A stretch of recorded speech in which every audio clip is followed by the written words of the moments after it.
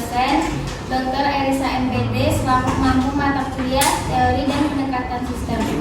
Tak lupa pula teman-teman yang saya banggakan. Perkenalkan, kami dari kelompok 5, saya Resa Thomas Putri sebagai moderator dengan NIM 013 dan rekan saya Nurila Azura dengan NIM 06. Saya Riani Pisania dengan NIM 023. Saya Sofia dengan NIM 21.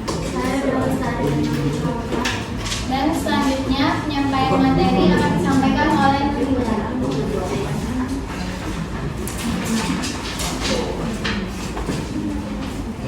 Konsep dan pengertian sistem. Dalam konsep sistem terdapat dua komponen tambahan yang sering tercakup dalam pembahasan sistem secara keseluruhan.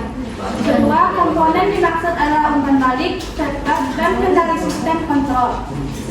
Sistem memandang kedua komponen tersebut sering disebut sebagai sistem sibernetik.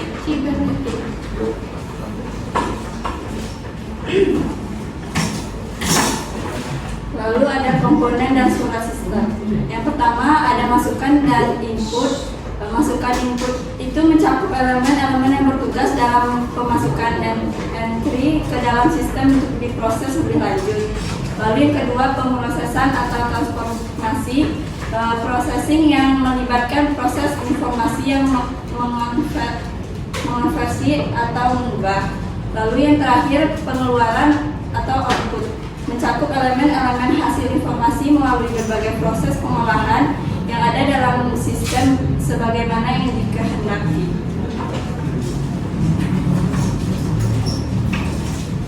Selanjutnya guna pendekatan sistem.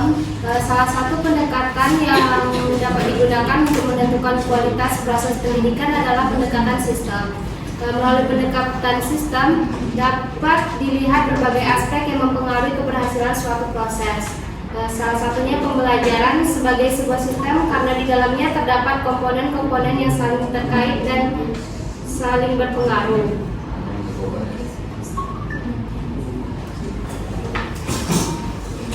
Kesimpulannya, sistem merupakan kumpulan atau himpunan dari unsur yang membentuk jaringan prosedur yang saling memiliki keterkaitan dan kinerjanya dilakukan secara bersamaan untuk mencapai tujuan tertentu. Secara umum, untuk menggambarkan bagaimana aktivitas utama sistem informasi yang melibatkan semua sumber daya yang ada, perangkat keras, perangkat lunak, dan manusia, dalam mengubah data menjadi produk informasi. Itulah pemaparan dari kelompok kami. Sini saya membuka sesi tanya jawab. Yang ingin bertanya, silakan.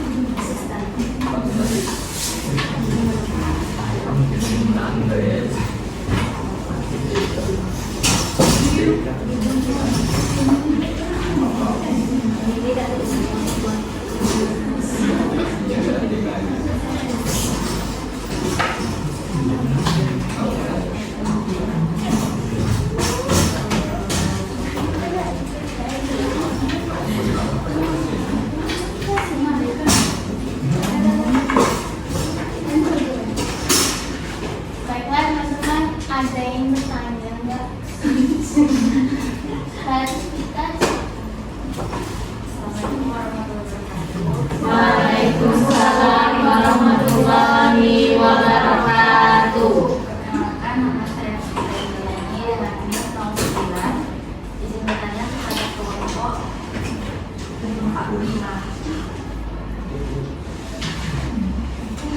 Mengapa konsep pendekatan sistem diperlukan dalam pengajaran? Mas,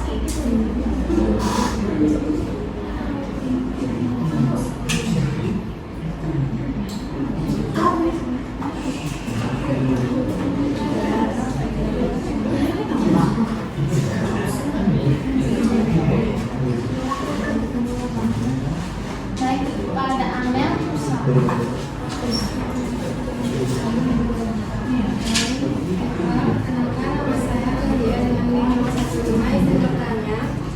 Coba kalian sebutkan contoh pendekatan sistem yang dapat diterapkan di dalam lingkup pendidikan untuk mencapai tujuan yang ditentukan.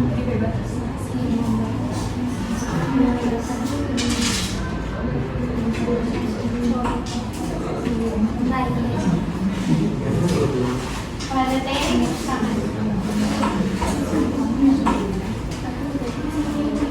Baiklah, saya Teresia dengan NIM 022 izin bertanya, apa fungsi dari umpan balik atau fungsi dalam proses sistem dan mengapa hal ini penting?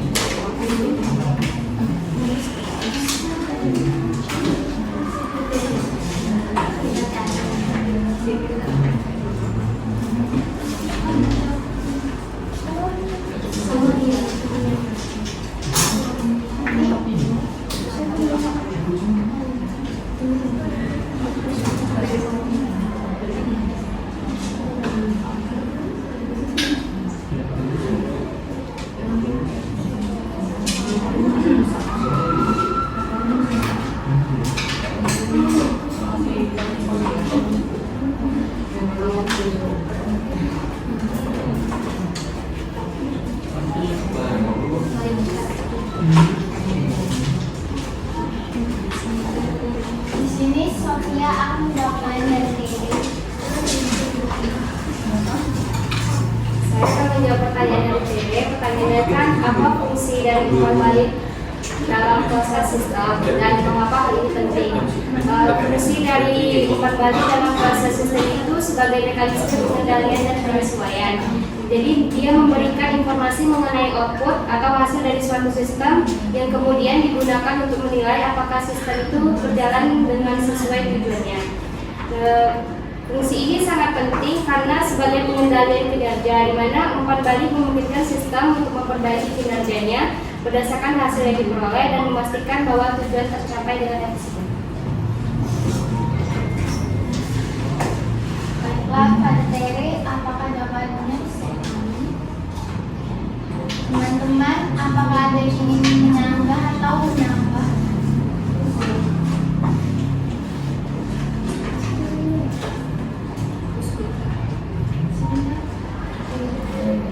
Baiklah, di sini Riani akan menjawab pertanyaan dari Puspita. Baiklah, saya akan menjawab pertanyaan dari Ibu Sinta. Pertanyaannya, mengapa konsep pendekatan sistem diperlukan dalam pengajaran? Konsep pendekatan sistem sangat penting dalam pengajaran karena dalam perencanaan yang jelas, pendekatan sistem membantu guru merencanakan pembelajaran dengan tujuan yang jelas dan terukur. Lalu dalam kegiatan yang sistematis itu, semua kegiatan pembelajaran saling berkaitan dan mendukung pencapaian tujuan. Contoh penerapannya kayak dalam perencanaan pembelajaran itu guru dapat merancang kegiatan pembelajaran yang sesuai dengan karakteristik siswa dan materi belajar. Baiklah, pada Puspita, apakah jawabannya bisa dipahami?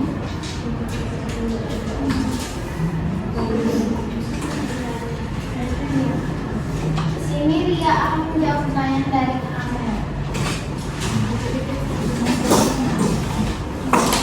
Pertanyaannya, coba kalian sebutkan contoh pendekatan sistem yang dapat diterapkan di dalam lingkup pendidikan untuk mencapai tujuan yang diinginkan. Contohnya pendekatan berbasis proyek, di mana siswa belajar melalui pengalaman nyata. Pembelajaran terintegrasi yang menggabungkan berbagai disiplin ilmu dalam satu tema. Yang ketiga, model pembelajaran sistemik yang merancang kurikulum dengan mempertimbangkan berbagai faktor. Yang keempat, pendekatan kolaboratif yang mengedepankan kerjasama antar siswa. Yang kelima, evaluasi berbasis sistem yang menilai proses dan hasil belajar secara menyeluruh. Baiklah, pada Amel, apakah jawabannya bisa dipahami? Apakah teman-teman ada yang ingin menambah atau menambah? Jika tidak, demikianlah presentasi dari kelompok 5. Saya sebagai moderator minta maaf jika ada kekurangan dalam penyampaian. Assalamualaikum warahmatullahi wabarakatuh.